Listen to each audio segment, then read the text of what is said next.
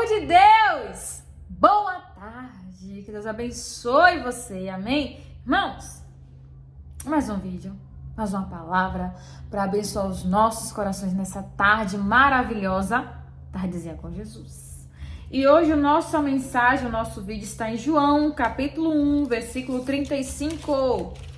Nós vamos ver agora, irmãos, Jesus agora juntando, seus primeiros discípulos. Jesus agora fazendo, ali criando ali os seus 12, montando os seus 12 discípulos. Vamos lá. No dia seguinte, João estava outra vez ali, na companhia de 2 dos seus discípulos.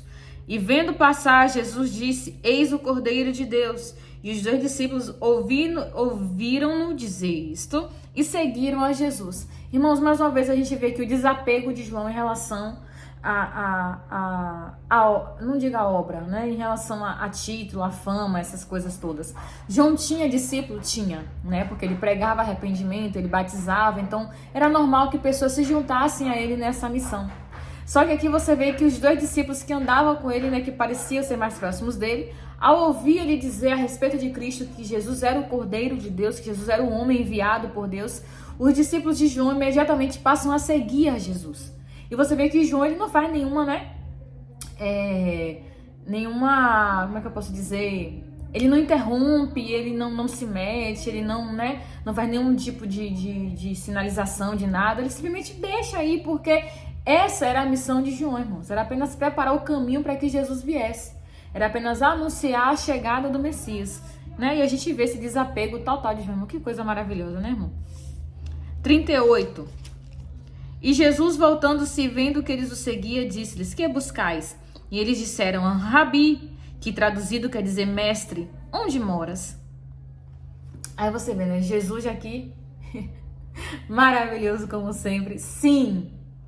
O que procuras? Estão vindo atrás de mim por quê? Estão me seguindo por qual motivo? Irmãos, e toda vez que a gente se aproxima de Cristo, toda vez que a gente tem essa oportunidade de estar perto de Jesus, nós temos que nos fazer essa pergunta, por quê? Por que eu estou buscando a Ele? Por quê? Estou indo pelos motivos certos? Estou indo pelas intenções certas? Porque eu preciso lembrar todos os dias, irmãos, que Deus, Ele sonda o nosso coração. Ele esquadrinha o nosso coração. Antes que a gente pense em falar alguma coisa, Ele já sabe, Ele já viu, já entende tudo. Então, assim, eu preciso não digo todos os dias, Porque quando você chega num momento onde você tem certeza do que você quer com Deus, quando chega um momento da vida que você, de fato, tem convicção do que você quer com Deus, não precisa mais se perguntar sobre isso. Mas, ao nosso primeiro contato com Deus, o nosso primeiro contato com o reino de Deus, eu preciso me perguntar, Porque a gente sabe que hoje muitas pessoas buscam Cristo, buscam o Evangelho por N motivos, lucro, fama, dinheiro, status, ibope, Tanto que a gente vê muitas pessoas que quando atingem, o auge da sua carreira, musical, enfim, daqui a pouco o barco desvira, e a pessoa já não é mais crente, já não faz mais parte do mundo gospel, enfim, porque provavelmente já alcançou o que queria, já chegou onde queria, agora não tem mais porquê, ficar ali fingindo que serve a Deus, Então a gente precisa, irmãos, ao nosso primeiro contato, ter isso no nosso coração. Por quê? Por que eu tô seguindo a Cristo? Por que eu sirvo a Ele, Qual o meu propósito de vida? Qual o meu propósito com Ele? Porque, irmãos, além do que Deus possa nos dar ou fazer por nós, tem a questão da salvação, da vida eterna. E muita gente esquece isso, esquece que o principal plano da gente servir a Cristo, servir a Ele, é alcançar a vida eterna. É alcançar, irmãos, o nosso nome no livro da vida, é alcançar a nossa morada, a qual Ele já preparou desde a fundação do mundo. Porque o interesse de Deus, irmão, não é que a gente seja podre de rico, não é que a gente seja o mais famoso do planeta, não. O interesse de Deus, irmão, é que a gente consiga vencer o mundo, consiga vencer as tentações do mundo e conseguir receber a nossa coroa da vida para poder morar com Ele de forma eterna. Então a gente se apega a muitas coisas aqui materiais e esquece que existe uma vida eterna nos esperando. A gente esquece que existe algo ainda muito maior do que tudo isso que a gente deseja hoje. Então, se você, não sei qual o motivo que hoje você serve a Deus, qual o motivo que hoje, você busca Ele, você quer Ele, mas que no fundo do seu coração você também tem esse interesse, tem esse desejo, de obter a vida eterna. Que eu tenho certeza, irmãos, que não se compara a nada do que a gente possa receber aqui no mundo. Amém? E eles lhes disse, versículo 39, vinde e vede. E foram e viram onde morava. E ficaram com ele aquele dia, e já era quase a hora 10ª. E era André, irmão de Simão Pedro, um dos dois que ouviram aquilo de João e o havia seguido. Este achou primeiro a seu irmão Simão e disse-lhe, achamos o Messias. Começou boca a boca, né? Você vê que dos 2 discípulos que estavam com João, que agora seguiam a Jesus, um deles era André, irmão de Simão Pedro, né? Pedrinho. E aí você vê que André, ele não guarda Jesus só para ele. André não segura Jesus para ele. André vai correndo atrás do irmão. Olha, achamos o Messias. Achamos o cara, achamos ele. Olha, ele tá aqui. Irmãos, e um dos primeiros meios, né? Um dos primeiros campos de evangelismo da nossa vida é a nossa casa. É a nossa família. Um dos nossos primeiros ministérios, né? Eu digo um departamento ministerial, é a nossa casa, é a nossa família. E a gente precisa, irmão, compartilhar. A gente precisa compartilhar. Precisa falar que Jesus é bom, que Jesus cura, Jesus transforma, Jesus liberta.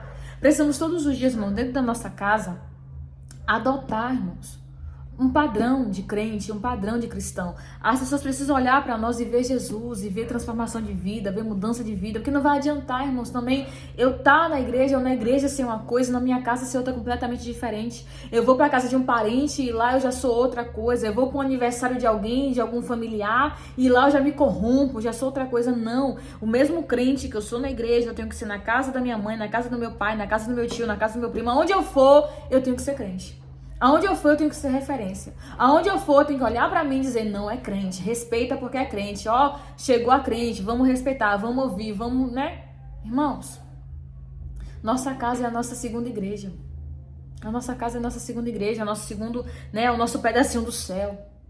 Então, você que tem dificuldade em pregar Jesus, em falar de Jesus pra sua família, peça a Deus pra te ajudar. Peça a Deus para lhe dar ousadia, lhe dar sabedoria, lhe dar domínio, para que você possa levar Jesus para sua casa, né? Assim como André não guardou Jesus para ele, só para ele e para o outro discípulo. Não, ele correu atrás de Simão. Simão, simbora que achamos Jesus. Simbora que achamos o Messias. Vambora, irmãos. E precisamos fazer isso, né? Levar Jesus para nossa casa. Eu acho que a gente já está vivendo dias difíceis demais, né? Temos visto famílias se autodestruindo, famílias se autoacabando. Então, a nós que temos conhecimento da palavra, que temos conhecimento, né, um conhecimento real de quem é Jesus, de quem é Cristo, do que Ele pode fazer, temos que levar esse Jesus para nossa casa. Amém? 42. E levou a Jesus e olhando Jesus para ele disse, tu és Simão, filho de Jonas, e tu serás chamado Cefas, que quer dizer Pedro. Irmãos, eu acho lindo aqui nesse encontro de Jesus com Pedro. Ou melhor, todo o relacionamento de Jesus com Pedro eu acho maravilhoso, porque Pedro, né, a gente, ao decorrer da história, né, dos 4 evangelhos, do livro de Atos, da própria carta de Pedro, a gente vê um Pedro, né, em transformação, um Pedro em transição, um Pedro se convertendo, mesmo andando com Jesus, mas chega um ponto que Jesus olha para ele e fala, Pedro, quando você se converter, fala para os seus irmãos, né? E aqui, irmãos, você já vê que Jesus olha para Pedro lá na frente, porque Cefas é aramaico, né? E Pedro é grego, que significa pedra. Tanto Cefas quanto Pedro significa pedra. Irmãos, não que Pedro seria, né, uma pedra inabalável, uma coisa inabalável, não, né? Até porque ele era bruto, ele era grosso. Pedro tinha que se converter, Pedro tinha que ser transformado por Cristo. Mas Jesus já estava vendo que lá na frente Pedro se tornaria um dos mais firmes dos seus discípulos, se tornaria um dos mais resistentes, né, de toda a sua jornada, de todos aqueles que seguiriam a ele. Porque, irmãos, Pedro passou por experiências extraordinárias com Deus. Pedro teve um encontro real com Jesus. Pedro foi um dos também que ajudou a fundar as primeiras igrejas lá no livro de Atos. Então você vê um Pedro completamente diferente, né? Quando você chega lá em Atos, você vê o que Jesus viu aqui agora no livro de João. Pedro, teu nome é Cefas, porque tu és pedra. Tô vendo você já firme lá na frente, Pedro. E na nossa vida não é diferente não, irmãos. Quando a gente vem para Jesus, quando a gente vem para Cristo, independente do nosso passado, do que a gente fez ou deixou de fazer, Jesus já olha para nós, nos vendo lá no futuro, vendo o que a gente vai se tornar lá no futuro. Um pregador, um missionário, um pastor, uma pastora, um bispo, né? No nosso campo também profissional, um médico, um doutor, um advogado, um juiz, um engenheiro, uma cozinheira, não sei. Mas, irmãos, tenha isso em seu coração. Independente do que o mundo jogue na sua cara, do que o seu passado te condene, do que aconteceu com você lá atrás. Mas quando você, irmãos, passa a dar um passo com Cristo, você também passa a dar você dá um passo também para uma nova vida, a qual Ele já está sonhando para você, ó. Você nem era nem nascido, mas Jesus já sonhava com uma vida maravilhosa para você. Então, irmãos, você que está em cima do muro, ó, dá um passo para Jesus e pega firme com Ele, amém? Deixa eu orar por você. Pai, obrigada, Jesus, por essa palavra, obrigada por essa tarde maravilhosa na Tua presença. Pai, que assim como André, Senhor, que ele não pensou duas vezes em anunciar que tinha te encontrado, em anunciar que tinha achado o Messias, que tinha achado o Cristo. Pai, que a gente possa, assim como André, fazer a mesma coisa em nosso lar. Que possamos chegar na nossa casa e declarar que Tu és bom, que Tu és maravilhoso, que o Senhor cura, que o Senhor liberta, que o Senhor faz coisas extraordinárias acontecer, Senhor. Pai, e que possamos a cada dia nos esforçar, meu Deus, para nos desapegar do nosso passado. Esquecer o que a gente viveu lá atrás e apenas, Senhor, confiar na vida que o Senhor nos tem guardada. E apenas confiar na vida que o Senhor sonha e vê para nós lá na frente. Porque eu sei, Senhor, que a Tua vontade sempre será boa, perfeita e agradável. Pai, muito obrigada por essa tarde, obrigada por essa palavra, que eu te louvo e te agradeço em nome de Jesus. Amém. Amém. Irmãos, que Deus te abençoe grandemente nessa tarde.